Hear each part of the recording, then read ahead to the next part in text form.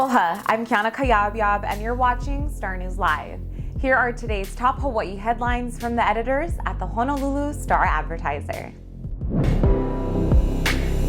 The U.S. Senate today passed a bill that would help combat the rise of hate crimes against Asian Americans and Pacific Islanders. Hawaii Senator Mazie Hirono was the lead sponsor of the bill, which passed in a bipartisan 94-1 vote. The House of Representatives is expected to pass a similar bill and send it to President Joe Biden, who supports the effort. The Senate bill would expedite the review of hate crimes and provide support for local law enforcement in response to thousands of reported violent incidents in the past year. Police across the country have seen an increase in violent crimes against Asian Americans and Pacific Islanders, partly in response to the coronavirus pandemic, which began in China.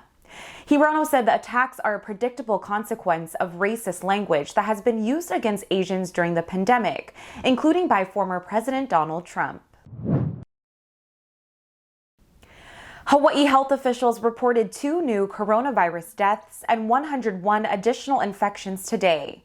The fatalities were on Oahu and Maui and brings the statewide virus death toll to 476. Today's new infection cases include 76 on Oahu, 9 each on Maui and the Big Island, 2 on Kauai, and 5 Hawaii residents diagnosed outside the state.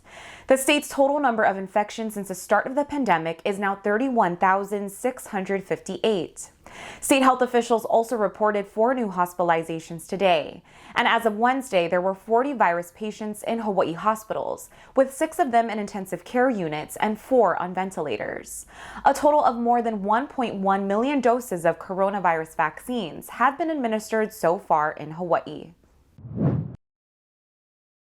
A 29-year-old man allegedly threw a Molotov cocktail into a vehicle while his wife was inside early this morning in Makiki. The 47-year-old woman was in a parked vehicle on Thurston Avenue just after 1 a.m. The couple had argued earlier in the night at a different location. Police said the husband found her, broke the car window, and threw a Molotov cocktail inside, then fled the scene. The woman got out of the vehicle and called 911.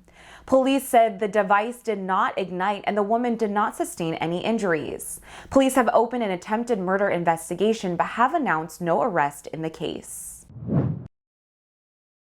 Honolulu police officers spent hours on Wednesday searching an Alawai Canal culvert where a 34-year-old man wanted on an arrest warrant.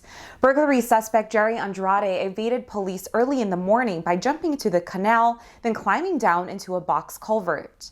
The narrow opening to the culvert is just 7 feet long and 4 feet wide. 2 shirtless HPD officers waded into the waist-deep water and crawled in and out of the culvert as they tried to capture Andrade over several hours.